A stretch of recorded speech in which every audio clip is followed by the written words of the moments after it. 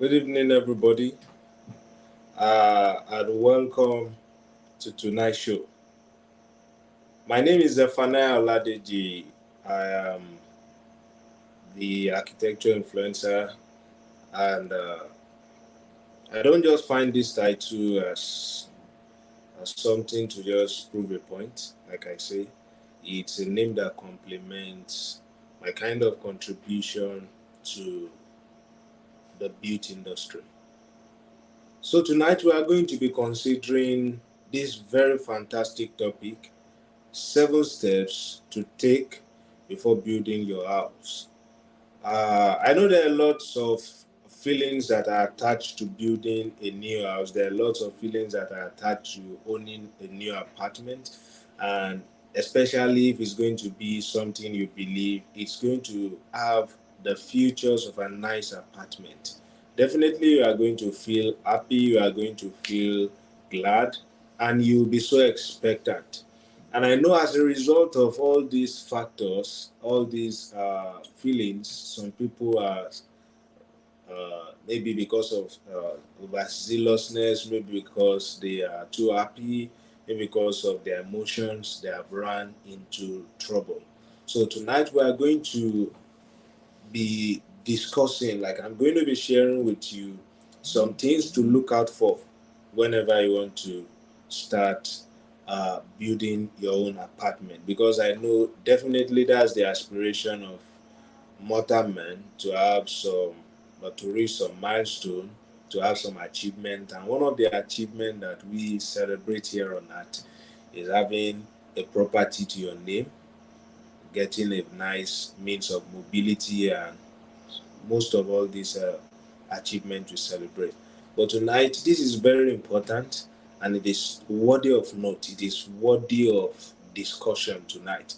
And I've seen a lot of people in my recent engagement with people. I've seen how people react when it get to issues like this, like they are coming to put Z before A, and all these things are not going to work, and it's going to bring some kind of setback, because we see how it works, we see how uh, eventually people look whenever they are entangled in webs like this. Like, it's going to make you look stupid and foolish at some point if you are not doing the right thing. So to avoid all these factors and to be on the safer side, tonight I'm going to be giving you at least 10 steps.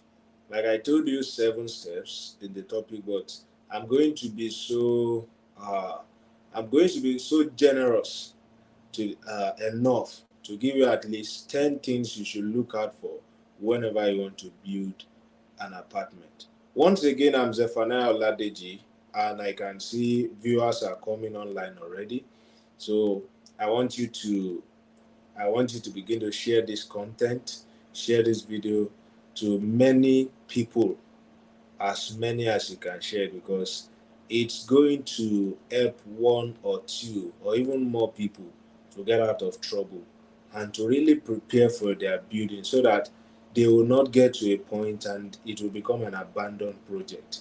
So wherever you are watching me from tonight, I've done well to tell you my name. It would be nice that you yourself tell me your name and the location you are watching from, so that I'll be able to know how far we have been able to go on our our activities here on this platform. So tell me where you are watching from, tell me your name, and tell me the location you are watching from.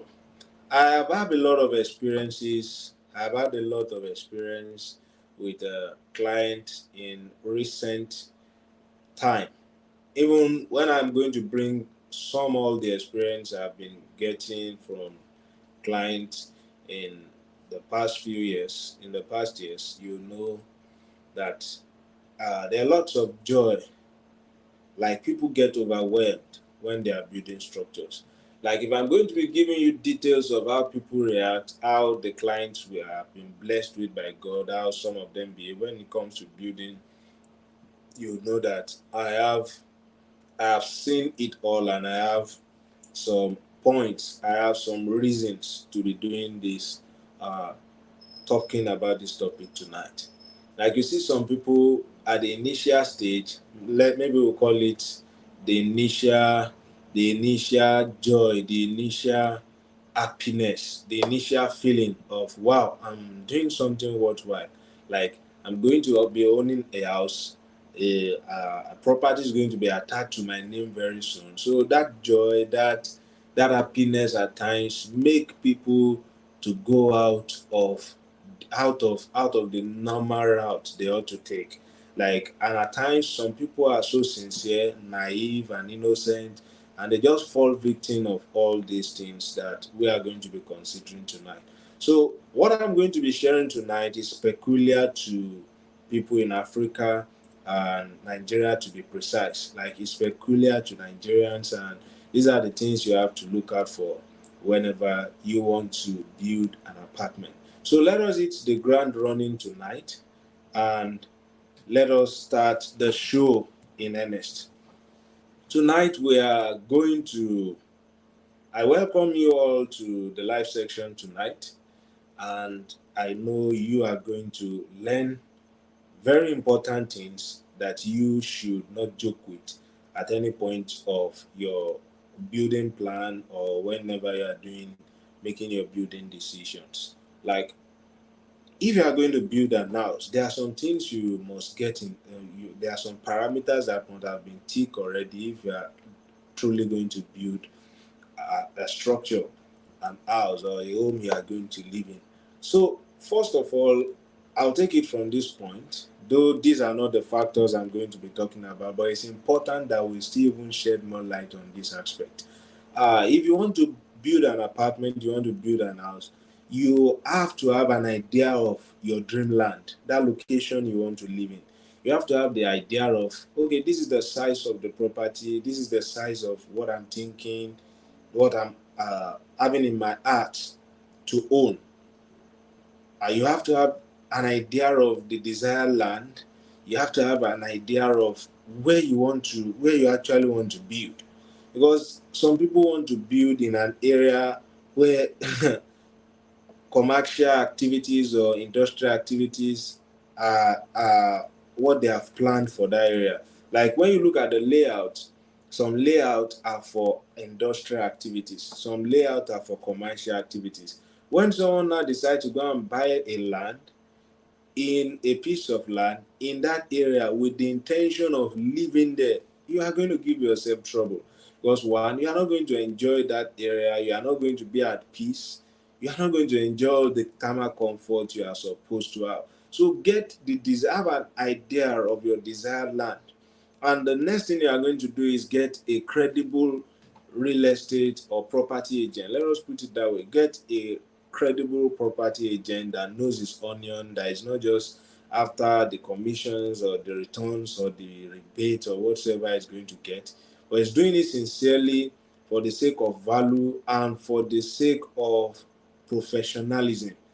Though when you are going to offer value and you are going to be professional at your work, it is a must, it is a necessity for you to be rewarded with value.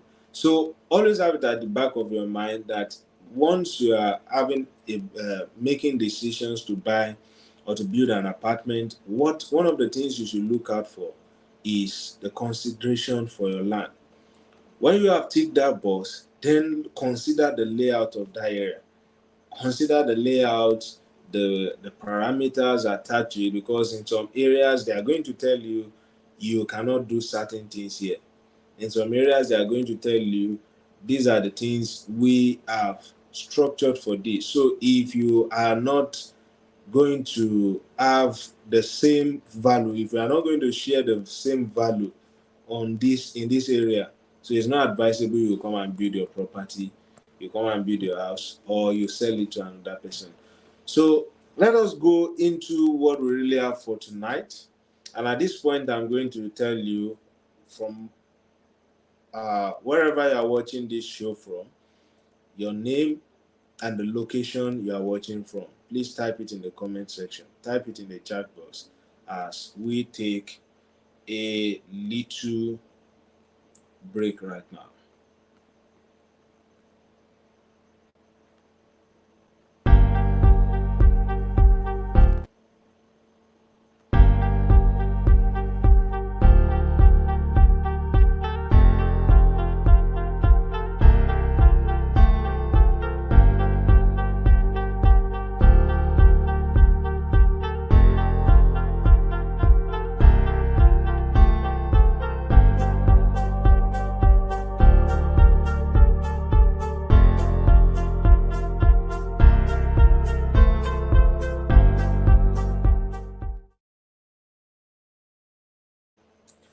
Welcome back to the show tonight as we are talking about 7 steps to take before building a house. It is important that before you build any apartment, before you decide to build your house, you should prepare a brief. Like, what is a brief? In the architectural context, a brief is that information that the client, the prospective owner of that apartment, the intending owner of that apartment desires the facilities, the shape, the convenience, the kind of structure, the function and the form that the owner, the client, wants the building to take. Since he is not a professional in that aspect, therefore he needs to contact someone who knows his onion in that aspect. And because he's a layman in that aspect, in that regard, he's going to need to explain his thoughts, his feelings, his idea, his desires as regards that structure, and that is what we call a brief. So, if you are intending to build an house, to construct a structure, maybe in the next few years, or in the next few months, or even in the next few weeks, or next few days, these are the things you need to put in consideration. Prepare your brief. That is number one factor. Prepare your brief. Have what you want to do in mind. It is not that when you, and what one of the importance of preparing a brief is that it will allow you to really know what you want. And that is what you are going to be expecting from whosoever you commit that task to be your designer or architect, to be the professional to give you the architectural plan. That is going to be what you'll be expecting from that fellow. And one of the things it's going to save you from is that you are not just going to be in the shoe of those that just believe everything goes. Because I know some people, one of the reasons why they're having issues in their apartment is every house they visited, they want to bring every unique feature into their own. So whether it's correlating to the design, whether it's suitable for that environment, they just want to have it there. All these copycat kinds of people. In situations like this, you are just going to soil your the integrity of your structure, and you are going to jeopardize the quality. So prepare your brief. That is number one. Prepare a detailed brief of what you want to get. And after doing that, you have to intimate your designer. Let us put it point blank, your architect.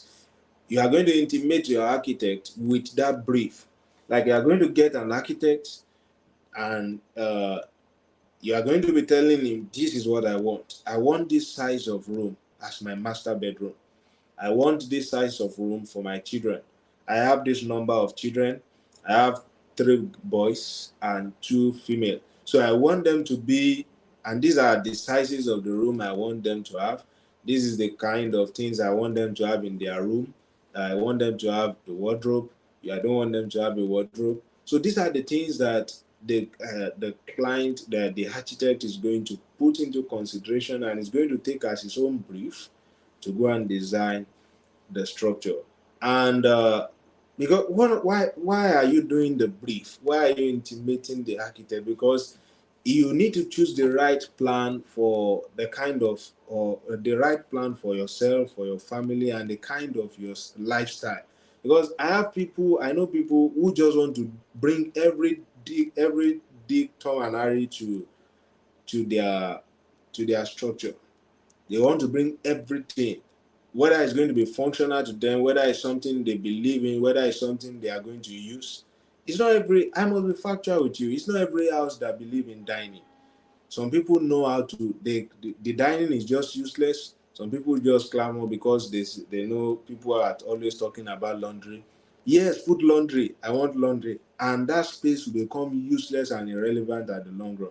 I'm not saying laundry is not good. Those are the features and facilities you need in a standard home. But it's not everybody that knows how to use it. It's not everybody that are even using that space. Someone that does not wash or believes in washing all his own clothes in his own toilet or bedroom does not need the laundry.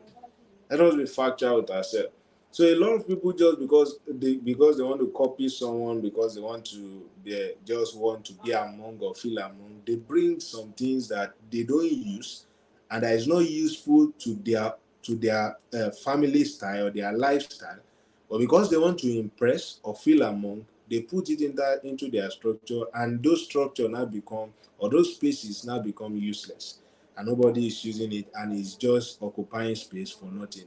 So these are the things you have to look out for when you are doing your brief. Be sincere with yourself and know what really suits you and what will be working for you.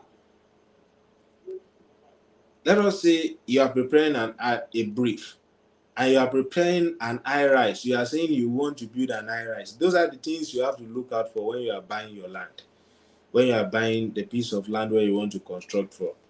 You went to buy a property near a barracks, and you are saying you want to build an high rise. How is that going to work?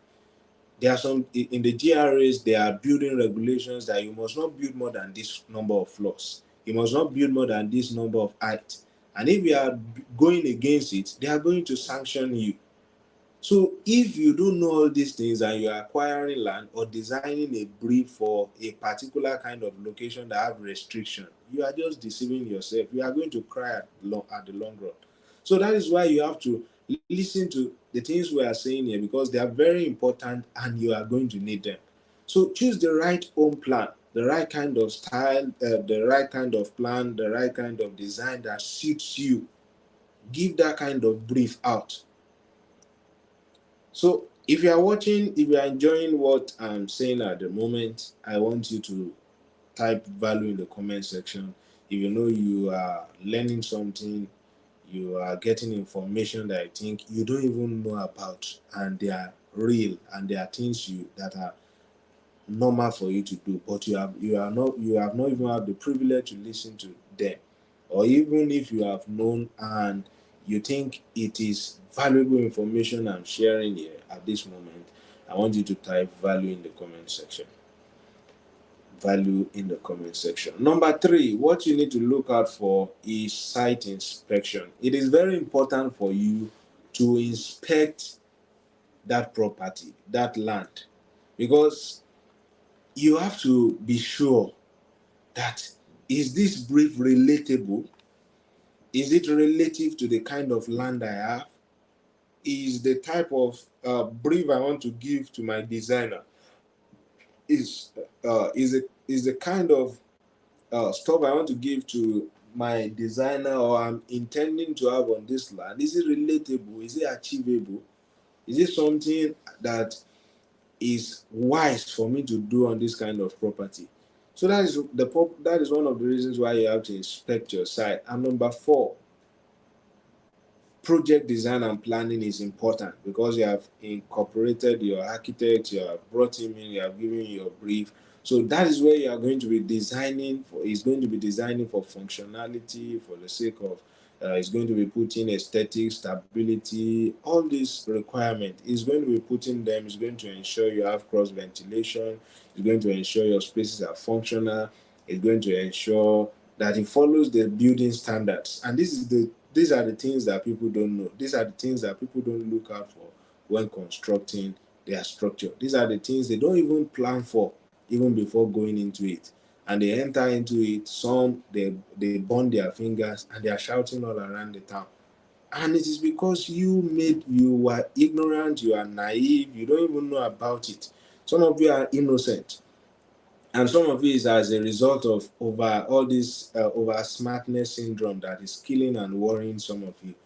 So, and that's why they get into different kind of trouble, and they are yelling and shouting around the whole town, don't give us breathing space.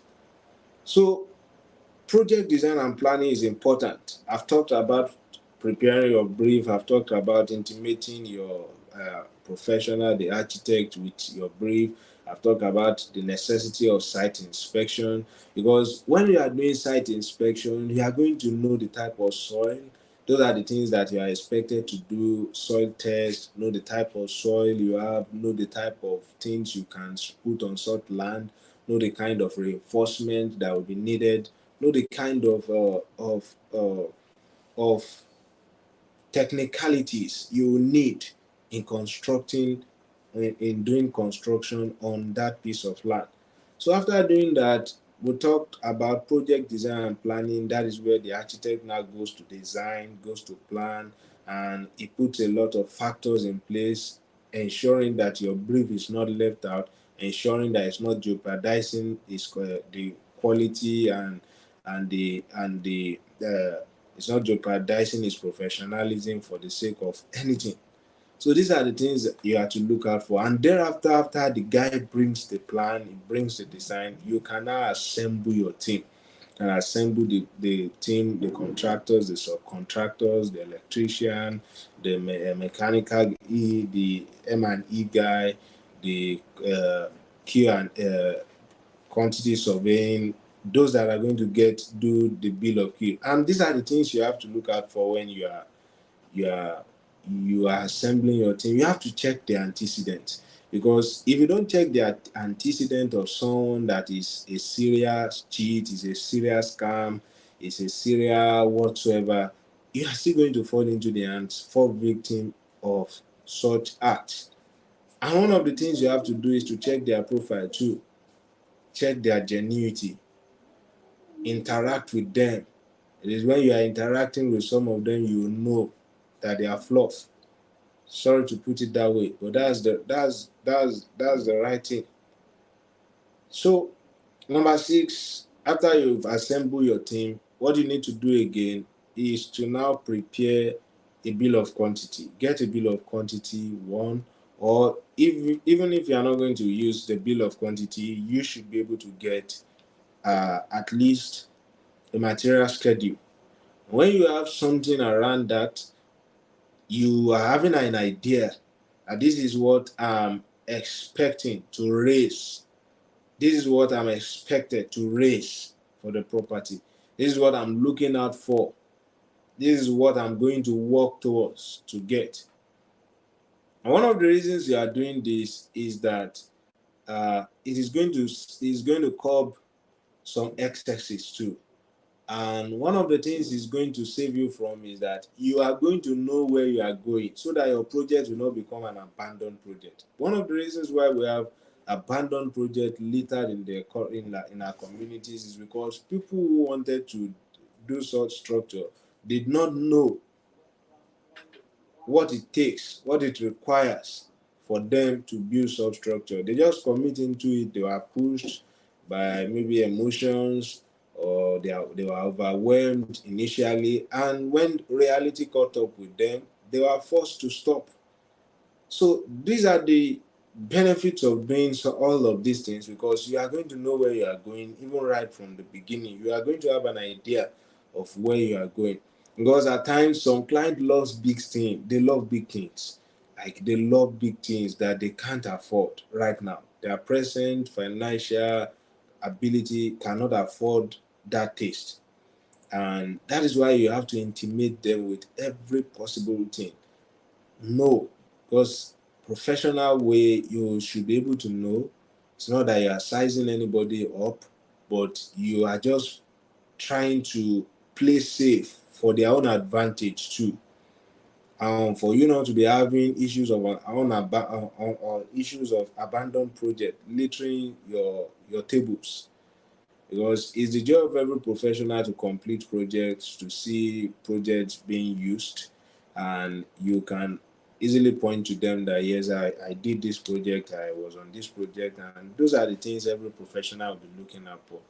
But so that you will not be having portfolios of abandoned projects on your neck, you have to tell them all of these things. Let them know it's going to be good for them. It's going to be a win-win situation for both parties. So tell them, because some of them love big things. It is when you are telling them the cost implication, they will be shouting, yeah, yeah, yeah. And it will always look as if they are fighting you immediately, and they will be saying, Lori Kini, on top waiting, on top what? And you have to be telling some of them that, okay, calm down, it has not gotten to fight. You are the one that asked, and we have given you the cost implication. So that is why you have to do all of these things, so that it won't be generate issues at the long run. And the next thing you do is, after you have done your bill of quantity, you have an idea of what it's going to look at. The next thing is to establish a budget. Okay, this is what we are going to do. Let us now cut some things that I think may not be too important, are not too necessary, and are not going to affect anything. Maybe in the area of aesthetics, but we're not talking about functionality or stability now. Maybe things that you just need to remove, and that maybe possibly you can even add them to it later. Maybe some kind of enhancement or whatsoever to the building that can go for now. So those are the stages you are now going to start doing your budget and how to fund that budget, because you've got to cut your coat according to your cloth, not according to your size. Because some people, if they want to cut their coat according to their size, they are overweight already, and if you are going to sew for them, it's going to take a lot of things, and they may not be able to afford such taste. Some people have a nice taste, but even when it comes to building, but they may not be able to afford it for now. And just like we know life is in phases, men are in sizes, we should live our size per time. So let us do what we can be able to do at a given stage. It is good to plan for a future, and if you are someone that is optimistic, you can actually tell your designer, your architect, and that is what we do in our own organization. We always leave room for expansion. Like, this is one of my key words.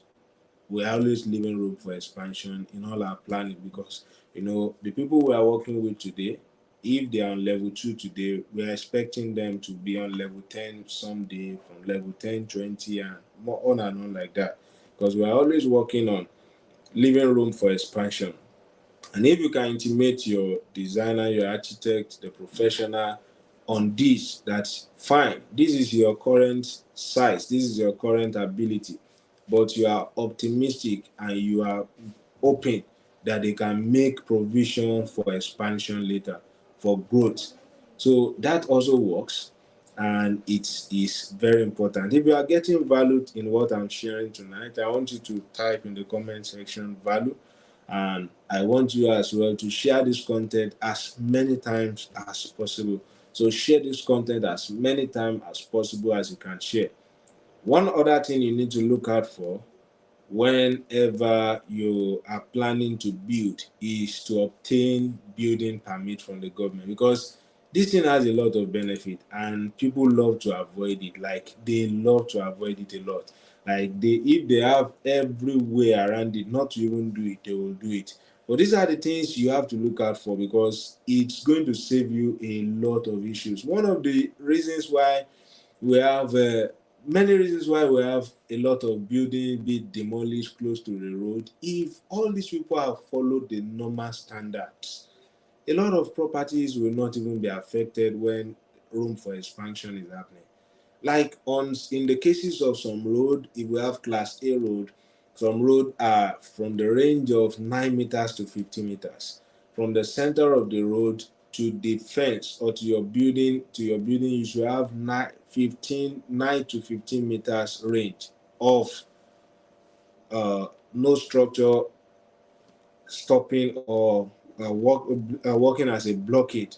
There's no hindrance between that given dimension. So whenever governments are going to expand properties, they are going to expand at both ends.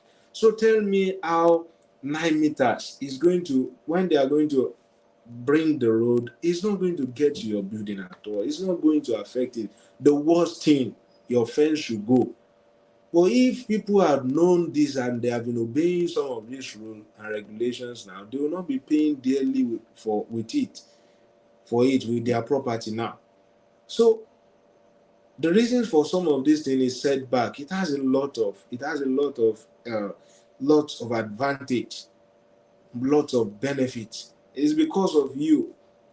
It's going to save you from building under high tension. Those are the things that are going to work. It's going to save you from fencing laws, sewage disposal system, all these things. When you go for all this building approval, you want to obtain permit from the government to construct a structure. So these are the things that are going to be in place. These are the factors that are going to be considered. These are the things they are going to check in the drawing, in the architectural drawing, that is it correlating with our rules and regulation. Their class A road, their class B road, their class C road. Class B road, the dimension from the center of the road is not as much as class A road. Class C road is from the range of 4 meters, maximum of 6 meters from the center of the road. So if they even want to expand the road in that area, and even if they want to make it double lane, they are going to add add to both sides.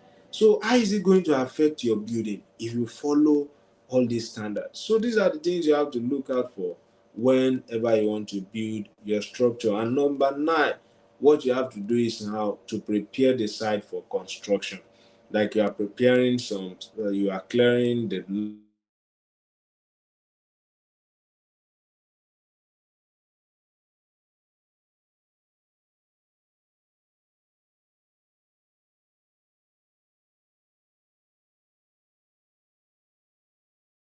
Some people can go as far as preparing a site house, a store, and to ensure that they are just preparing for activities of construction. And one of the things I recommend and I give credit to is to ensure that you know the condition of that site before you start constructing, because at times you may need to pre-treat termites even before construction. So these are the things you have to know, and these are the things you have to note, and these are the things you have to plan to do for you to be able to have a safe building and a safe construction process. And the last one I'm going to be talking about tonight is to prepare to procure your building material and you start the construction. So when you get to this phase, you are ready to construct, you are constructing the structure, and you are ready to live in the apartment. So I'll tell you now, it is now safe for you to build and to enjoy your apartment. There's one more thing I would like to say, but I'm going to be talking about that in another show. There are some activities as the client, as the homeowner, that you need to do while the construction is going on. But we will not be talking about that here tonight. I'm very grateful because I could have your time and you are listening to me and watching this content tonight. I'm Zephaniah Oladeji, architecture influencer, and I want you to share this content as many times as you can share it. I would love to see you again in the next show. Have a wonderful night rest.